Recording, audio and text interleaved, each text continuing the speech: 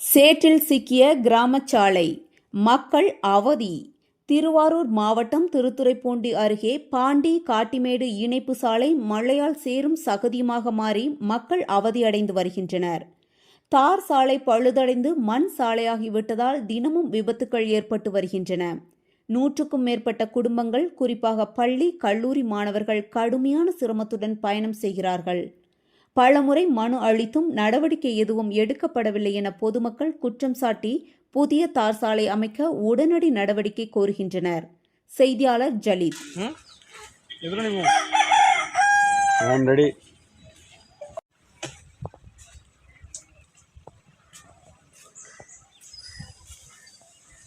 தலைவர், இங்கே ஒரு 250 வீடு இருக்குமா?